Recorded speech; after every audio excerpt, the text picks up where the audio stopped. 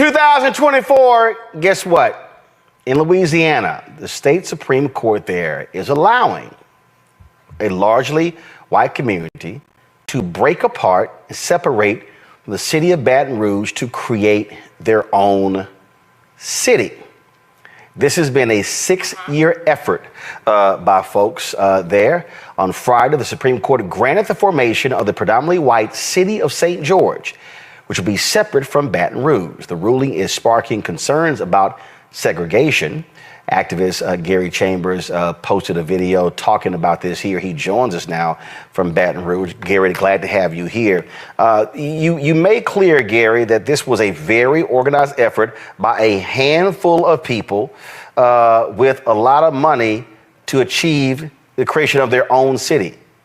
Walk folks through how this happened. So, Roland, we have a man named Norman Browning who organizes a group of about 10 people that decide they want a new school district because they don't want their kids to go to the schools of Baton Rouge. Keep in mind, Baton Rouge is the city that had the longest desegregation lawsuit in America. We didn't finish that lawsuit until the 90s. And so when you look at the conversation around people wanting a new school district, these are people who ultimately don't want their kids to go to school with black kids. Currently, the school district in Baton Rouge is 80% black, even though the city is 56% black. So white parents in Baton Rouge right now, for the most part, do not send their kids to public schools in Baton Rouge. As a result of not getting that school district, these folks then decided to try to start a city. They failed the first time because the city was, I think at that time, going to be 60% white. They went back, cut out black neighborhoods, cut out black apartment complexes, made the municipality smaller, put it back on the ballot, and got it passed by a vote of 17,000 people. The vote of 17,000 now impacts 400,000 people who live in East Baton Rouge Parish because of the general fund that's $1 billion of city parish money, 300 million of that is not dedicated. And they're going to take away $48 million of resources from the general fund in order to create this new municipality. So I don't really care if they go off and segregate themselves, but I do care that we've paid into the fortunes of that portion of town for the last 50 years. And to say that you're going to start a new community and then we owe you money for that community, well, we've been paying a whole lot for a long time and we want our portion to be paid for if you're going to get it.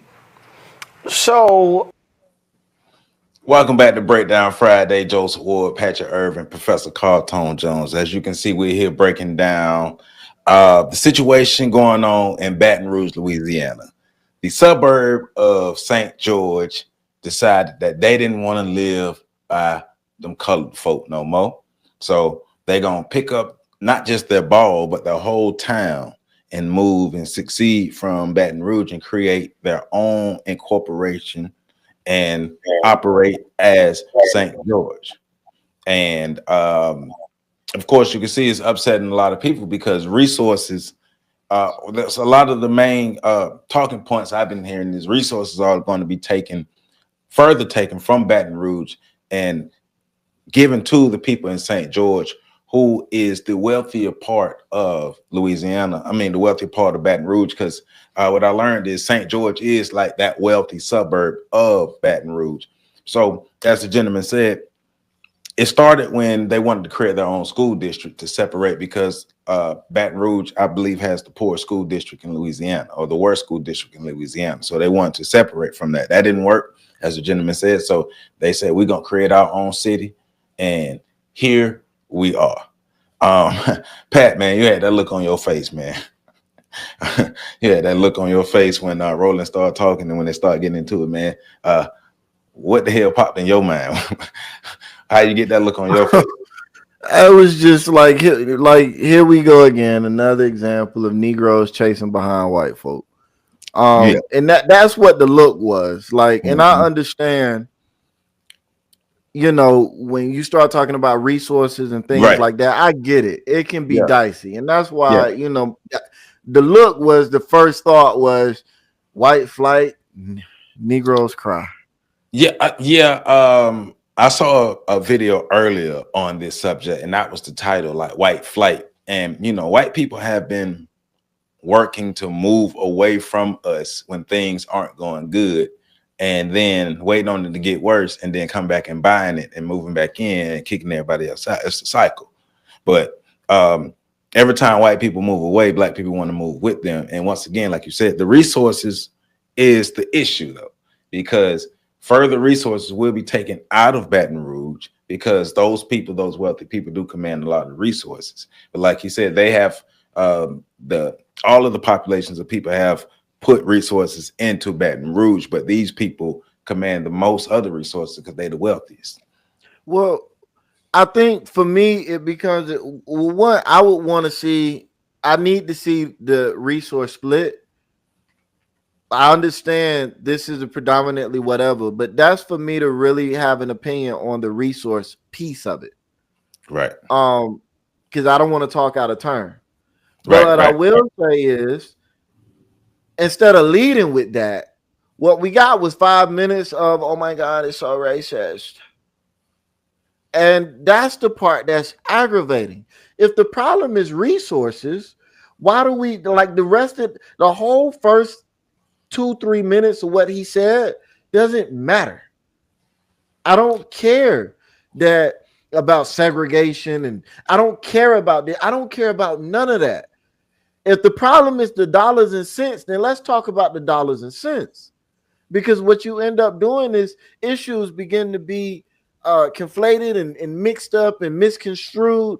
And then now you got a bunch of people all mad about this particular problem, but mad for different reasons. And then when we start looking at answers for these problems, well, now the answers that we're trying to create solve or match up with certain reasons. And when those reasons aren't aligned, you get a whole bunch of other discord and a whole bunch of other disorganization and disunity. And now you got people attacking other people. What is your issue? Is your issue the fact that the resources are going to be taken from the community?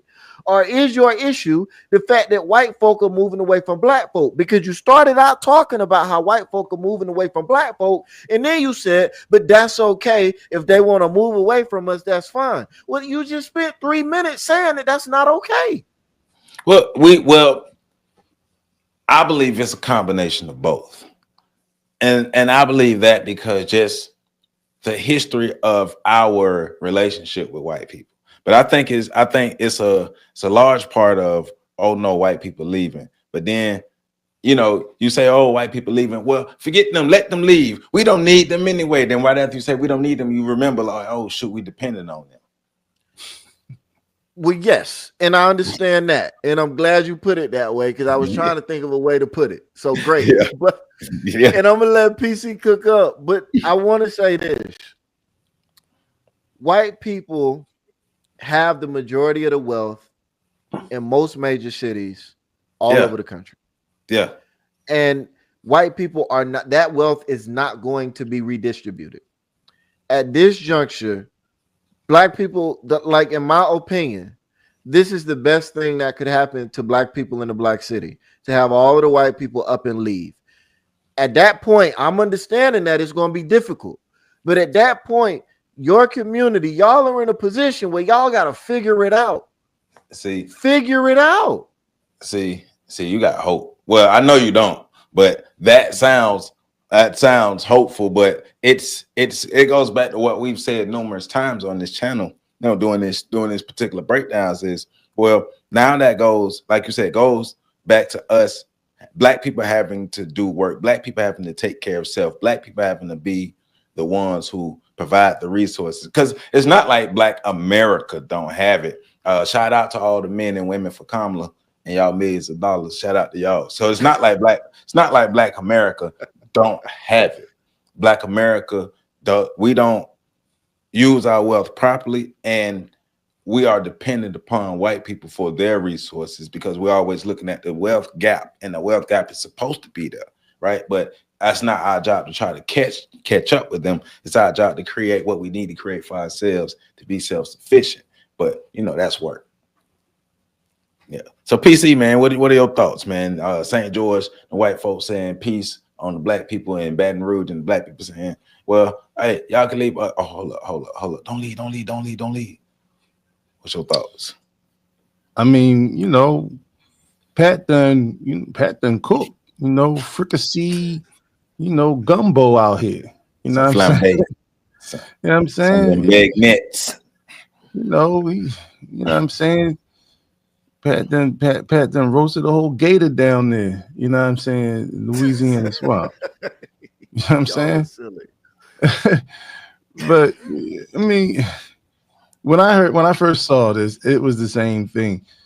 Like white flight, like the whole book. If you read the book, Sundown Towns, it started off as white flight.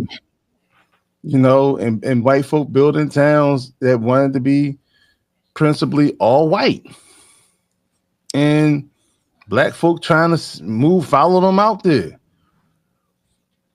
Now I understand the resources part, but at some point, black people have to get to the point of creating resources within themselves.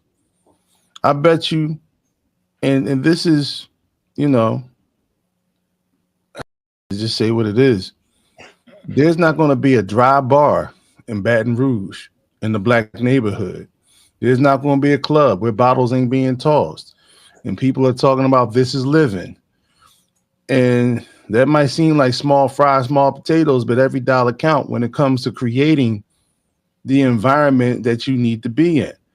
These white folks said they wanted to move their children out of that school district because they didn't feel like it was beneficial for their children. Right. I'm not mad at it. I mean, you had I think it was in New Orleans where the fathers decided to come to the schools. Or was it the one? Or was I know it was some part in Louisiana where the fathers decided to show up, change the whole dynamic of the school. That was just one school. Imagine if, and that was just their sweat equity. Imagine if you got the entirety of Baton Rouge, who, I mean, wasn't Jay-Z? Who was just down there with a big bash not too long ago? 50 Cent was down there with a big bash. So we can come together for concerts and parties and things of that nature, but we can't come together to build our communities. Right. Right. So, because this is a game of austerity. And this goes back, I'm glad you mentioned the election. I'm glad y'all mentioned the election bread. This goes back to the fact that black people don't practice politics except for maybe 2 to 3 months outside of a major national election. Because they allowed, since they want to talk about being tricked and played out of their position, they allowed for the gerrymandering of the municipality to take place. And they should have been informed because it failed a few years previously. But instead of focusing on the local politics like we always talk about, they went nose deaf or nose blind to what was going on, to the point where in the town, in a city with over 200,000 people, they allowed the threshold to amend the creation of St. George's County to succeed the succession to be the threshold of 15,000 votes. Why was the threshold so small? They they already knew they had those votes. They had petitions prior to. Right. So black folk ain't taking care of business and then want to cry afterwards and call foul with people who are playing chess while we're playing hopscotch. Like it's always said before, like this is war, economic warfare, environmental warfare, academic warfare.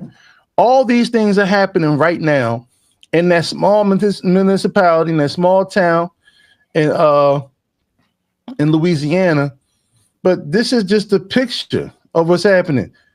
Why aren't the people in those school districts working to make their community safer? Working to make their communities better? I mean, right now, I bet you there's a lot of houses with no laptops but PS5s sitting in the living room somewhere, with $2,000 cell phones in those places. this is what we mean when we start talking about how you have to take care of your own business, because nobody's going to do it for you. Straight and up. In fact, everybody else practices nationalism but us, and you want to follow those who do. So now when white people decide they want to live on the moon and Mars, black people are going to be complaining that we can't go follow them there too. Hey, look, according to this article, they're quoting Rick Rojas of the New York Times, and plans have been in place for 10 years, and they're going back to them trying to succeed as far as the school district. So black people in that area should have been getting their stuff together, because it's similar to here in Tallahassee. Like over 10 years ago, they told people here in Tallahassee that, hey, we're going to get rid of this housing project.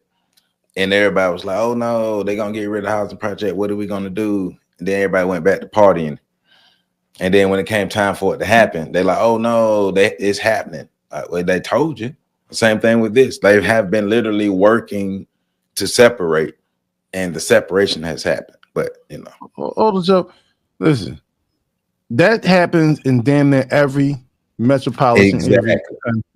Philly. Exactly. In Philly, there's a section called the Greater Northeast Philly, right? It's the northeast part of the Philly, part of the city. They have been trying to succeed from the heart of the city since I was born. Now, you know what I'm saying? Now you go in that area, it's probably the most segregated part of the city in terms of black and white in those areas.